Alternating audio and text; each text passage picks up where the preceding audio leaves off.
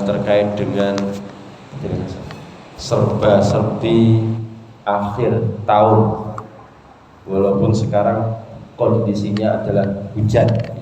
Mugi-mugi hujan barokah. Insya Allah di mana-mana yang di Surabaya ini itu rata-rata banjir. Di tempat saya Manyar itu nggih ngaten banjir, apalagi ngapunten nggih. Kita wajib bersyukur nang Gusti Allah ditakdirkan rumahnya rada lumayan, sehingga tidak sampai kelebonan. Banyak di antara saudara kita termasuk di mertua itu nyumber dari bawah, tidak banjir memang tapi nyumber dari bawah. Ya itulah kiriman dari Gusti Allah, dan itu airnya biasanya tambah bersih, jadi sekaligus mungkin ngepel keramik. Pun serba-serbi akhir tahun. Pertama adalah aktivitas spiritual. Ini penting sekali. Mengadakan qiyamul lail, sholat malam bersama keluarga. Kalau Kanjeng Nabi khusus memang Ramadan itu Kanjeng Nabi betul-betul keluarganya dibangunkan. Ya, panjenengan ingaten kalau memang bisa ya Ramadan itu, tapi ketika menghadapi akhir tahun itu diajak untuk sholat malam. Nek saged, cuma sholat dalu iki rada abot. Tahajud iso diganti jadi tahanyut. Gak situ tahajud tapi tahanyut. Akhirnya sampai subuh. Kadang-kadang yang saya menjadi pertanyaan, kadang-kadang anak pondok itu kalau liburan di rumah itu gitu subuhnya rada dablek. Saya heran juga, kalau di pondok kan memang otomatis dikebui dan macam-macam lah, tanda kutip itu ya. Kalau di rumah itu kadang sawenake. Karena kalau nggak ada anak, ya gon, ya ngateni subuh tak bangunkan berkali-kali. Akhirnya terakhir goweret ngono. Subhan anak dhewe. Itu ya. Yang kedua, membaca Al-Qur'an dan tafsirnya. Nek saged minimal jenengan baca Al-Qur'an dan terjemahan. Supaya apa? Nanti jenengan itu menjiwai dari bacaan itu. Senajan Al-Qur'an tidak dibaca sama tafsir atau terjemahannya, tetap berpahala. Tapi beda kalau jenengan itu memahami maksudnya apa. Itu nanti akan ada sentuhan khusus. Oh, tiba karepe ngene, maka saya harus demikian. Tiga, berzikir dan berdoa untuk tahun baru. Ya, tahun baru besok walaupun suwe. 4, mengadakan majelis ilmu dan diskusi agama seperti kita ini. Bagus. Cuma kadang kita ngaji seperti ini awal-awal alhamdulillah lumayan. Akhir-akhir apalagi kena udan, imane melok kudanan. Jadi melok mencurut tak apa-apa. Memang semuanya bisa kita lihat dan kita fahami bersama. BBI jamaah kita yang lainnya lagi nguras. Jadi kersane mungkin tidak bisa hadir, mungkin nguras kademen awake greges. Akhir gak iso nang masjid.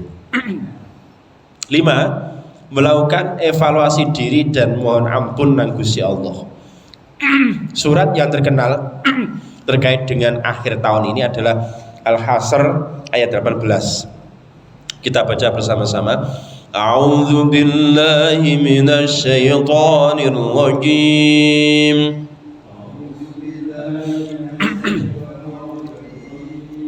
Bismillahirrahmanirrahim.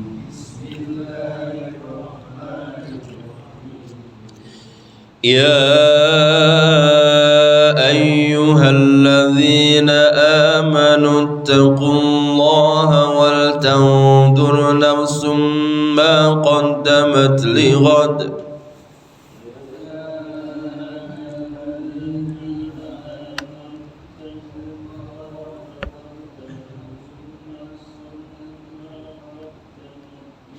Wattaqullah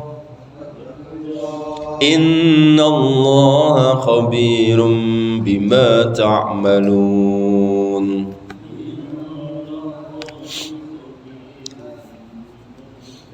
Shadaqallahul azim. Wahai orang-orang yang beriman, kalau yang dipanggil orang beriman ini sudah merupakan tingkatan yang hebat. Sebab hanya orang beriman yang bisa seperti ini. Nek tidak beriman, kalau iya ayuhan nas berarti tidak bisa, otomatis nyingkir. Dan hubungan kalau iya ayuhan nas itu beda dengan aman. Nek nas itu berarti umum, semuanya rata-rata kena, baik iman maupun tidak iman. Tapi ini amanu sudah khusus ini.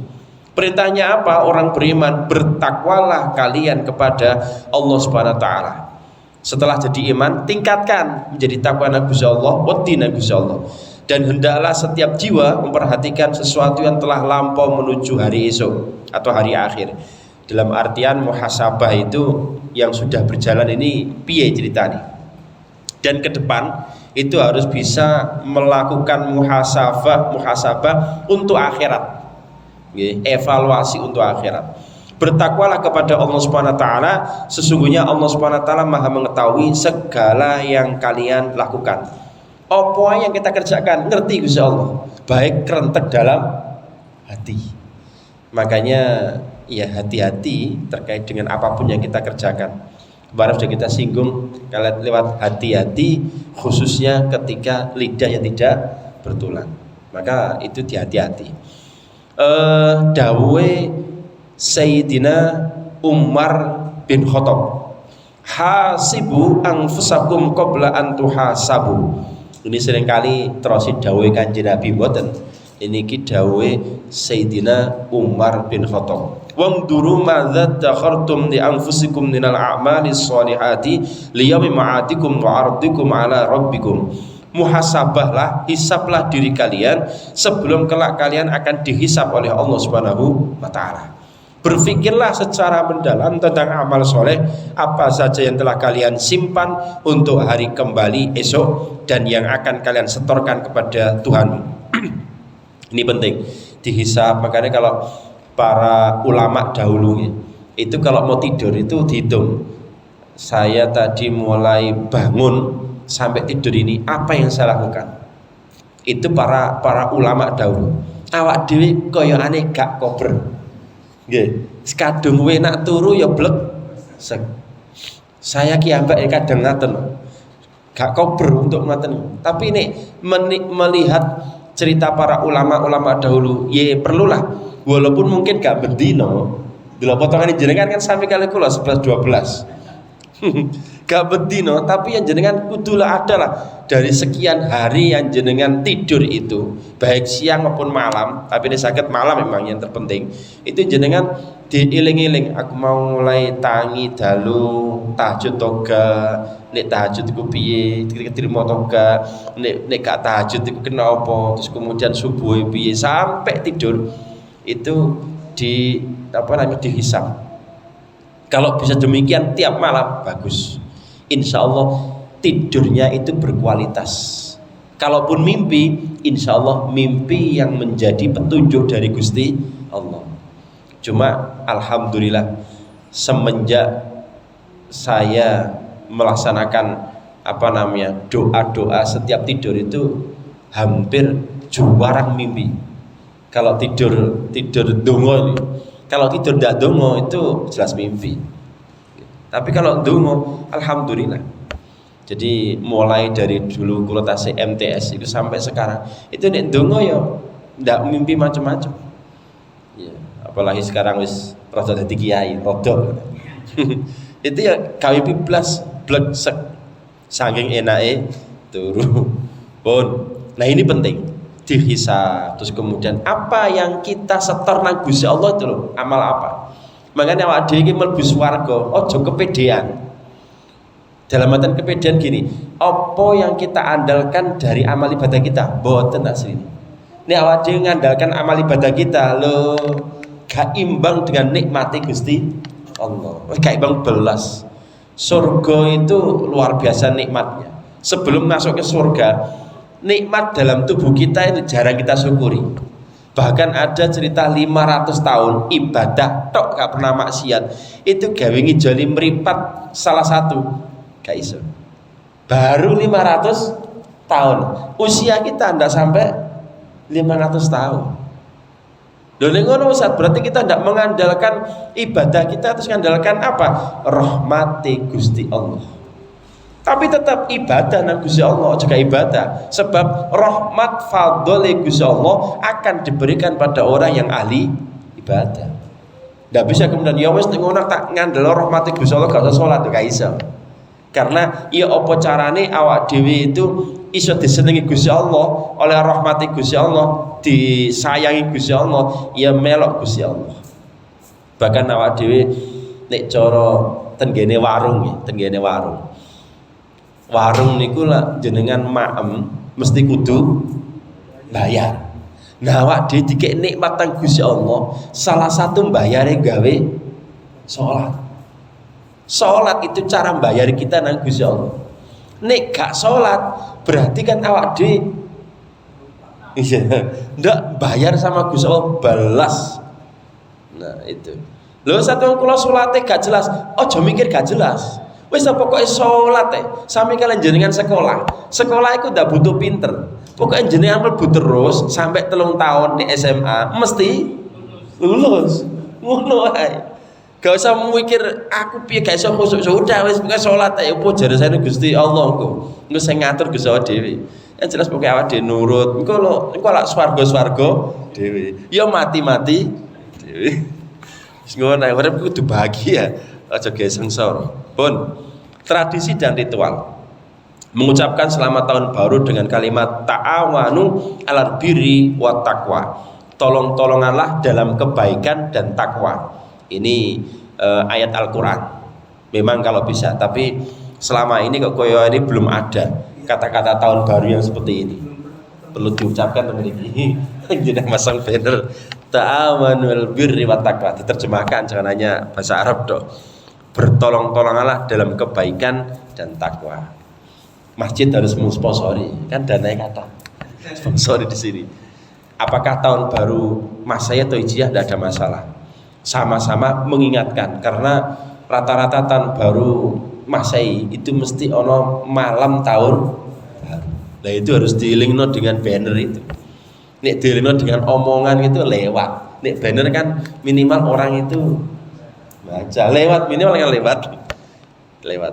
Aku eling rek mosok kating niup trompet, mari ditiup karo malaikat kan buyar. 2. Membuat resolusi komitmen perubahan tahun baru berdasarkan nilai-nilai Islam. Ya dengan ibadah tentunya. 3. Melakukan ritual membersihkan diri dan rumah. Nah, bagaimana membersihkan diri? Taubat. Bersih diri, bersih hati, bersih dari dosa. Itu caranya. Terus kemudian menambah amal kebaikan sekaligus mengevaluasi. Itu kalau membersihkan hati kita. Kalau diri kita ya disabuni. Kayak parfum, kayak minyak, ketok apik, ketok ganteng. Itu atau ketok ayu. Jama ibu gak ono ya. Hanya apa-apa dok. Nah, itu seperti itu. Kalau rumah bagaimana? Rumah kalau dohirnya ya jenengan bersihkan, sawang-sawangi, dipel, disaponi. Nek batine atau spiritualnya jenengan bacakan surat Al-Baqarah 3 juz, rodok lumayan. 3 juz rodok lumayan. Nek jenengan biasanya baca 1 juz setengah jam, berarti 1 jam setengah. Itu kalau bisa seperti itu. Jadi rumah itu kudu perlu di hataman Quran. Kalau belum pernah, jika ada rezeki loh, ada rezeki, itu rumah perlu dihatamkan Quran. Termasuk ono omah kok gak payu-payu. Pengalaman spiritual yang pernah saya lakukan dengan orang-orang yang rumah yang belum laku, bukan lewat dunia lain, lewat perdukunan boten. Itu biasanya rumah itu di hataman Quran, terus ruangannya ada berapa itu nanti diisi oleh orang, sehingga nanti pas semama ada ruangannya 5 kecuali toilet 5 kan, diisi semuanya saat dapur-dapur ya. Di hataman Quran insya Allah tidak lama rumah itu auranya beda. insya Allah cepat laku. Itu yang pernah saya lakukan demikian. Makanya kalau ada rumah kok rada angel, biasanya perlu di hataman Quran. Tidak hanya hataman Quran yang tanpa spiritual nih. Hataman Quran biasa kan hanya muter nih dari siji, mboten. Tapi harus dibagi nih kok per ruang supaya nanti ngapunten nggih, ada dunia-dunia lain itu tiap ruangan itu betul-betul menyingkir atau menghilang. Gue dikapai mana ya khataman Quran mana. Pun yang keempat, mengadakan sholat istikharah untuk mohon bimbingan. Perlu, karena bagaimanapun juga kita ini perlu dibimbing sama Gusti Allah supaya selamat dunia akhirat. 5, membaca doa akhir tahun dari Al-Quran dan hadis. Loh, apakah doa akhir tahun ini bisa dibaca? Padahal kan bukan hijriah. Boleh, tidak ada masalah. Toh kan podo akhir tahun nih. Jadi akhir tahun besok itu hari Kamis ya. Oh, hari Rabu ya. Berarti akhir tahun itu Selasa jenengan. Tapi kalau iya Selasa itu ya, Selasa itu dibaca akhir tahunnya kira-kira jam 11 saja. Jam 11 malam atau jam 23 lebih berapa itu ya. Nanti baru yang jam 00 kesekian itu baru nanti awal tahun. Kalau hijriah itu masuk maghrib, setelah maghribnya atau sebelum maghribnya atau pas maghribnya itu dibaca akhir tahun awal tahun. Kalau tepatnya setelah asar itu akhir tahun, setelah maghrib awal tahun kalau hijriah. Tapi kalau Masehi ya tidak usah nunggu tengah malam kalau melok perayaan arek-arek lah. Ya setelah maghrib itu cukup lah. Kegiatan keluarga, mengadakan tasyakuran keluarga dengan makanan halal dan sederhana. Tidak usah mewah-mewah. Ono nek tempe ya dicokot tempe, ono nek tahu cokot tahu, ndonga bareng dituturi, dinasihati. Oh Ustaz to arek saniki kayak setuturi Ustaz to HP-an kabeh ya piye maneh jane. Ya didongakno pokoke harus didongengi, dikandani. 2, bermain permainan yang mendidik dan menyenangkan sesuai syariat. Apa? Banyak. Ya, permainan-permainan yang seperti tebak-tebakan. Surat Al-Baqarah ada berapa? Tapi kakean itu, kakean. Surat Al-Ikhlas bacakan. Kan tebak-tebakan di antara itu. Denggiring ke sana. Membuat rencana dan tujuan untuk tahun baru bersama keluarga. Menit tahun baru kita kemana ya? Modelnya apa? Bentuknya apa? Itu tujuan dan rencana. 4, mengadakan kegiatan amal dan sukarela. Nek iso dibarengi karo sedekah. Nek saged, itu namanya amal. Bantu kono, bantu kene. Dan memang sedekah itu memang luar biasa ya, luar biasa. Sudah banyak pengalaman-pengalaman yang pernah saya sampaikan kepada jenengan ketika mau P3K ujian, datang orang kirimannya Gusti Allah, akhirnya ujian itu ya nilainya rada lumayan. Itu barokah itu. Kemarin saya ke daerah Tuban, ada bulik saya sakit rada lumayan parah. Ya tentunya otomatis kan sedekah. Itu mau pulang ujian evaluasi penyuluh, rada uangnya. Ditentukan jam 15.30 sampai jam 17, 1 jam setengah. Saya mulai masuk rotok kangelan, itu sudah tengah jalan. Terpaksa saya minta istri untuk bagian nyupir. Kebetulan kalau istri ya bisa nyupiri, terus kemudian saya ngisi itu online. Ternyata rotok kangelan.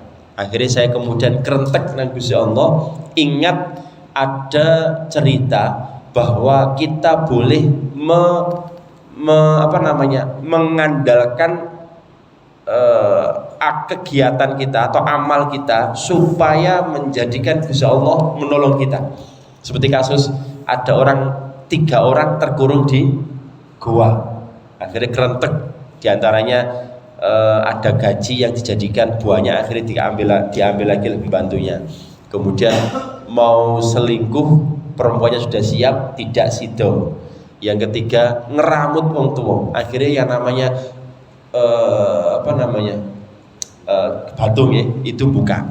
Sama saya melihat itu, ya Allah, iki ini ngulang mana, karena kemarin sudah sempat ngulang, ada beberapa orang termasuk saya ngulang, takdir Gusti Allah ngulang. Sementara itu kemudian waktunya mau epet, Sehingga waktu itu tinggal setengah jam, setengah 5 sampai jam 5. Wah iki ya apa dengan soal 100 ngerjakan di mobil. Nek di mobil enak, kalau di mobil pakai HP kan goyang-goyang. Bismillah ya Rob, kula niki wau ngapunten iki contoh aja nggih. Kula niki wau pun sedekah ya Rob dinapani gampang. Dilalah kesane Gusti Allah yang tadi tidak iso belas, itu akhirnya diutak-utak dengan teknologi itu gitu. Akhirnya sakit masuk. Langsung masuk dedededel. Ya ngerjakno sak pantese.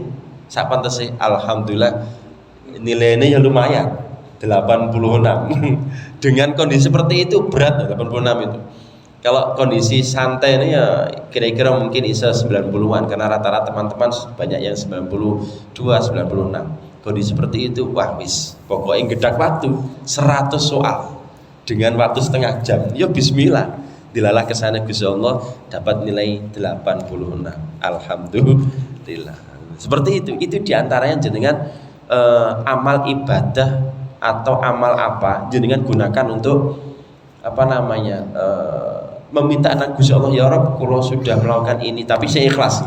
Sudah melakukan ini ya Rabb, tolonglah saya ya Rabb. Akhirnya nanti pertolongan Gusti Allah datang. Yang berikutnya, berbagi cerita dan pengalaman spiritual. Ini sekarang kita yang krisis. Maksudnya krisis terus pun di Ustaz. Banyak sekarang itu anak-anak kita yang sudah tidak kenal cerita. Jadi jenengan kudu sering cerita, tapi jangan sampai saya sampaikan penjenengan, jangan sampai cerita kejelekan kita atau maksiat, jangan. Ini yang terpenting. Kemarin saya sampaikan kullu ummati mu'afan illal mujahirin. Semua umatku disepura Gusti Allah kecuali yang ngomong no maksiat. Jadi jenengan dulu pernah maksiat apa? Contoh supaya nggih, aja damono. Aku nisik mbek ibumu ki ora tok suwe. Apa ya kenalan. Dalam arti kan pacaran. Oh cerita. Nanti masalahnya ada 4. 1 berarti dosa. Kok diceritakno? Maksud keceritaan. 1. Yang kedua, nantang Gusti Allah. Wis ditutup aja dibuka. Yang ketiga, berarti dakwah. Ngongkon anake pacaran. Yang keempat, nanti efeknya kalau di akhirat orang yang kita ceritani protes dan Gusti Allah, iso-iso gak sido mlebu swarga. Itu cerita yang menarik. Contoh sekarang itu krisis atau kering yang dinamakan cerita sirah nabawi, sejarah para nabi. Itu kita seringkali kering, bahkan jarang anak-anak kita yang ngerti siapa nabi ini, itu bagaimana mukjizatnya, bagaimana ceritanya, itu jarang sekali ada. Dan itu cerita-cerita itu harus kita sampaikan kepada anak kita. Sekarang kalau jenengan lihat di WA itu ada Meta AI, itu jenengan tanya opo dijawab, dan itu cerdas. Kalau tinggali termasuk mencari ini, langsung kalau lihat Meta AI langsung muncul seret, tinggal kalau tambahin, kalau saring, kalau rubah-rubah yang kemudian pantas dan pas. Itu ternyata hebat Meta AI. Jenengan takut opo, tapi kembali lagi jenengan ketika tanya urusan agama, ini jenengan tidak punya modal, harus kepada guru. Kalau jenengan tidak punya modal bahaya nanti, karena Meta AI itu memang cerdas, tapi tetap harus ada guru yang bimbing. Kalau tinggal ingat, ini kalau tanpa guru, bagi yang ngerti, paham, enak, bisa melihat ini yang pas, ini yang tidak pas, ini yang perlu dikurangi, ini yang sesuai. Kalau tanpa guru sudah diambil semuanya, bahaya. Akhirnya melok opo jare Meta AI. Dekorasi dan hiasan. Ini di duit. Nek karo duit ndak usah dihias. Menghias rumah dengan ayat-ayat Al-Qur'an dan hadis. Loh, apakah penting? Tidak harus. Yang terpenting itu dibaca hatinya pas. Timbangannya ditulisi nomor ayat kursi, Yasin, Al-Baqarah, sebuah kalian, tapi gak pernah maca Quran. Ini bahaya. Hati maca Quran yang terpenting daripada menghias rumah. Kalau rumah ya cukup dengan baca, biasanya sih Yasin yang terbanyak, Yasin, ayat kursi, yang rata-rata ayat kursi. Bagus. Atau motivasi kehidupan, hadis itu pasang di rumah. nek ada uang. Nek ndak ada, sekarang itu banyak cara. Jenengan print tempel di rumah pakai laminating. Coba bareng-bareng, termasuk yang terpenting itu doa-doa. Jenengan ketika di kamar untuk sholat itu jenengan kasih doa-doa yang terpenting. Doa-doa apa? Kalau saya biasanya di tempat-tempat khusus seperti di kaca lemari, tak kasih doa bercermin. Ketika di pintu kamar mandi saya kasih keluar dan masuk toilet. Walaupun harus apal, tapi jenenge menungso rada lali. Akeh lali nih, makanya itu perlu mengingat, oh iya aku gerundung iki. Ngono caranya. Ketika di tempat untuk makan, ya ditempel aja doa sebelum dan sudah makan. Supaya tidak lupa. Menggunakan lampu dan dekorasi yang sederhana kalau ada. Membuat spanduk tadi itu selamat tahun baru dengan kalimat Islami ta'awanu birri wat taqwa. Menghias meja dengan makanan dan minuman yang halal. Jangan minuman makanan yang haram. Kalau dikasih orang bagaimana? Asal halal dan tidak haram, monggo. Tapi kalau dikasih orang ternyata makanan haram, ya jangan. Dibuang saja. Jangan dikasihkan orang. Bagaimana kalau dikasih orang korupsi? Kita tahu korupsi dan itu makanan memang halal. Ada yang mengatakan kasihkan kepada orang yang tidak ngerti. Kasihkan pada orang yang tidak ngerti. Ada yang gitu pendapat para ulama. Ada yang mengatakan ya ini karena barang haram, ya sudahlah supaya tidak kena imbas kepada siapapun, ya sudah sedekahkan kepada hewan, mungkin dipangan pitik atau mungkin apa. Tapi semuanya pendapat para ulama. Ya memang supaya tidak mubazir, kasihkan kepada orang yang tidak ngerti. Nek saya ngerti tidak boleh, haram. Menggunakan warna-warna yang mencerminkan kesederhanaan, tidak usah mewah-mewah. Sekarang makanan dan minuman. Makanan tradisional seperti ketupat, lontong, gado-gado. Iki rata-rata ya di Surabaya banyak. Makanan halal dan sederhana seperti nasi goreng atau sate. Minuman seperti jus buah, teh hangat. Kalau hujan-hujan seperti ini, jangan hati-hati, jangan sering-sering minum es. Saya kemarin itu barokah minum es itu sampai mulai Jumat mulai gerges, Sabtu itu saya tidur batuknya sekarang masih ada, cuma wis rada lumayan, wis bagus, tinggal kira-kira 80% 90%. Jadi Sabtu saya tidur kemudian Ahad itu sebetulnya masih sakit karena ada agenda rada padat, 4 agenda, mulai habis subuh jam 9, habis duhur, malam, sore, habis asar sama malam, 5 agenda. Wah iki nih tak dipeksa, akhirnya kepeksa harus tak sehat-sehatkan padahal belum sehat. Bismillah, akhirnya Gusti Allah ngasih kesehatan sampai kemarin di Tuban.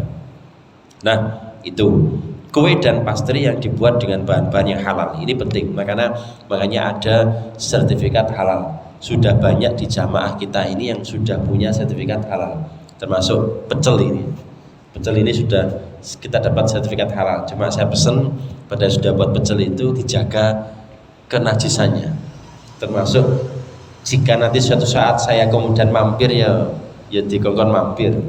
Ojo monggo ikut guyon ya. Nah, di sini kan ada yang namanya teh terus jus jus buahnya Pak Endro. Beberapa orang di sini yang sekitar ini sudah banyak yang sudah halal yang saya bantu. Nah itu dimanfaatkan. Makanan ringan seperti kurma dan buah-buahan kalau bisa. Tips, fokus pada spiritualitas dan kesadaran diri. Ibadah, tobat, zikir setiap saat. 2, hindari kegiatan yang melanggar nilai-nilai Islam. Ya termasuk malam tahun baru gak turu-turu belas, melean, terus niup lilin, niup trompet, joget-joget, itu sudahlah, jangan. Insya Allah kalau putra putri panjenengan aman, tapi yang lainnya masih banyak yang seperti itu. Ya makanya kalau Gus Bah menyampaikan kebaikan itu supaya bisa mengalahkan kemaksiatan, bagaimana? Kebaikan kudu menyenangkan. Mengenai nggih ngapunten, ini dalam rangka supaya jamaah rada akeh, ya kembali lagi harus disponsori. Jadi kebaikan kudu menyenangkan.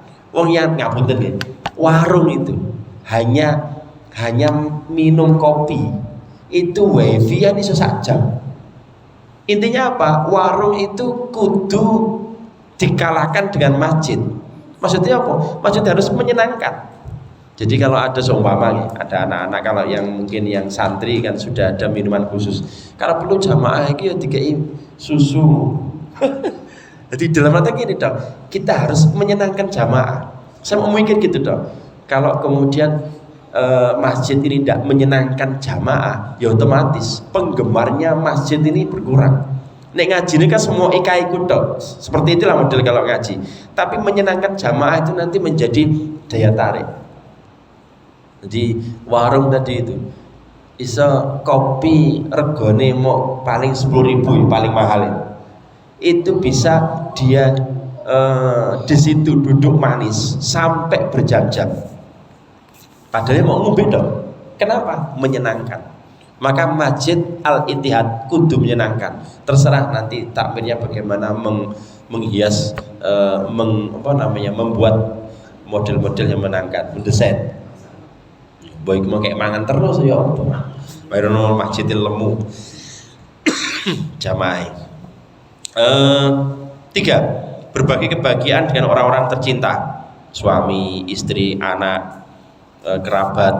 4. Bersyukur atas tahun yang berlalu. Alhamdulillah sampai tahun 2024 saya masih hidup. Saya masih hidup, alhamdulillah. Berarti Gusti Allah ini mempersilahkan saya untuk nambahi amal. Nah ini ketika masuk 2025 berdoa nang Gusti Allah, ya Rabb, moga-moga tahun 2025 saya jadi orang yang berubah lebih hebat lagi.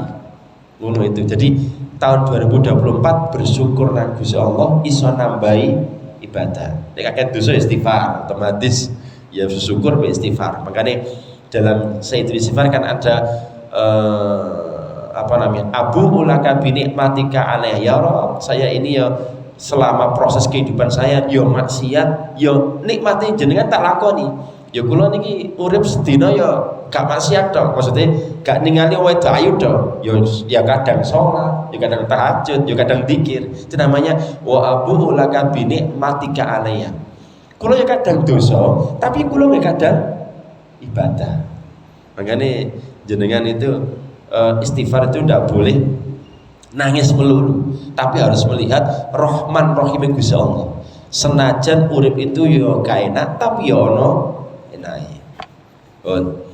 5. Menjaga kesederhanaan dan kesabaran dalam hidup. Itu kalau kemudian kita bisa melaksanakan beberapa hal ini, insya Allah menjadi orang-orang yang akhir tahun menuju ke awal tahun, moga-moga menjadi orang-orang yang hebat dan moga-moga orang-orang yang diselamatkan dunia sampai akhirat. Wallahu a'lam bishawab. Terkait dengan